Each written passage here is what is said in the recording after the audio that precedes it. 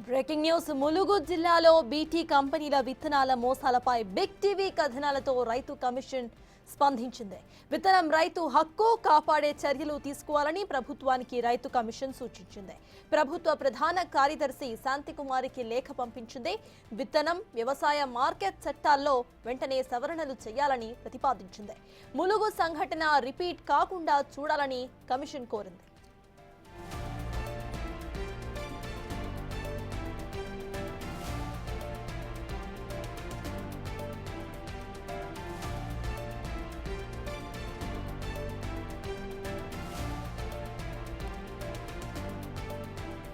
ములుగు జిల్లాలో బీటీ కంపెనీల విత్తనాల మోసాలపై బిగ్ టీవీ కథనాలతో రైతు కమిషన్ స్పందించింది. విత్తనం రైతు హక్కు కాపాడే చర్యలు తీసుకోవాలని ప్రభుత్వానికి రైతు కమిషన్ సూచించింది.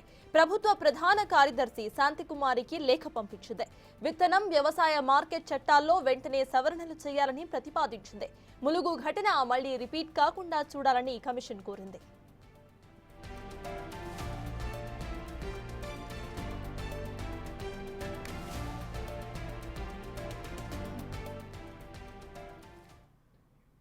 దీనికి సంబంధించిన అప్డేట్స్ మా ప్రతినిధి వాసు అందిస్తారు. వాసు, చెప్పండి, అసలు ఇక్కడ అప్డేట్స్ ఏంటి? దీనికి సంబంధించి ప్రభుత్వం ఏ రకంగా రియాక్ట్ అయ్యే అవకాశం ఉందనుకోవాలి? సర్తాజ్, ఇటీవల ములుగు జిల్లాలో మొక్కజొన్న విత్తనాలతో తీవ్రంగా నష్టపోయిన గిరిజన రైతుల సంఘటన నేపథ్యంలో కూడా తీసుకోవాల్సిన చట్టమైన చర్యలపై సంబంధించి కూడా రాష్ట్ర ప్రధాన కార్యదర్శికి సంబంధించి శాంతకుమారిని వ్యవసాయ శాఖ మరియు రైతు సంక్షేమ కమిషన్ నివేదిక ఇచ్చింది. అయితే ప్రధానంగా విత్తనం రైతు హక్కు కాపాడే చర్యలు తీసుకోవాలని కూడా ప్రభుత్వాన్ని రైతు కమిషన్ సూచించింది. ప్రభుత్వ ప్రధాన కార్యదర్శి శాంతకుమార్కి లేఖ రూపంలో ఒక రిప్రజెంటేషన్ కూడా ఇవ్వడం జరిగింది.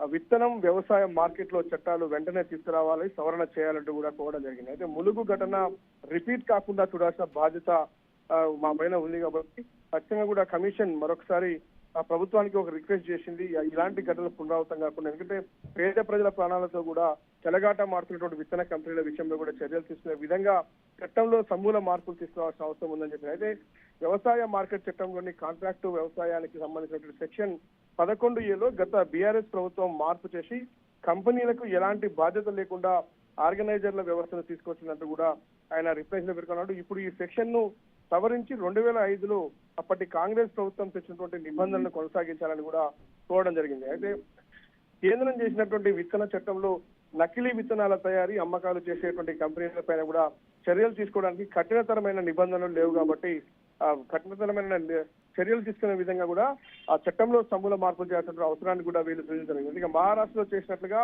విత్తన చట్టం సవరించి నకిలీ విత్తనాల అమ్మకాలపై కఠిన చర్యలు తీసుకోవాలని కూడా సూచించడం జరిగింది. రైతు సంక్షేమం కోసం పనిచేస్తున్నటువంటి వ్యవసాయ శాఖ పేరును వ్యవసాయ మరియు రైతు సంక్షేమ శాఖగా మార్చాలని కూడా కమిషన్ కోరడం జరిగింది. మొత్తానికైతే ములుగు జిల్లాలో జరిగినటువంటి ఘటనకు సంబంధించి, ఎందుకంటే రైతులు నష్టపోయి కూడా ఆత్మహత్యలు చేసుకున్నటువంటి పరిస్థితి బిగ్ టీవీ ఎక్స్క్లూజివ్ గా కూడా గ్రౌండ్ లెవెల్లోకి వెళ్ళి కూడా జరిగినటువంటి ఘటన, వేల ఎకరాల్లో కూడా పంట నష్టం జరిగి ఏదైతే కార్పొరేట్ కంపెనీల పేరుతో కూడా రైతుల్ని నిలువు దోపిడీ చేసి మోసం చేసిన అంశానికి సంబంధించి కూడా అప్పుల పాలైనటువంటి రైతులు కొందరైతే ప్రాణాలు కోల్పోవాల్సిన పరిస్థితి కూడా వచ్చినటువంటి పరిస్థితిపై కూడా బిగ్ టీవీ ఎక్స్క్లూజివ్ గా అనేక కథనాలు అందించింది. కోదండరెడ్డి కూడా ఎవరైతే ఆయన దృష్టికి కూడా ఈ విషయాన్ని తీసుకెళ్లింది బిగ్ టీవీ. ఈ నేపథ్యంలో ఆయన ఈరోజు సిఎస్ ను కలిసి కూడా బిగ్ టీవీ కథనాలకు సంబంధించి కూడా స్పందించడం జరిగింది.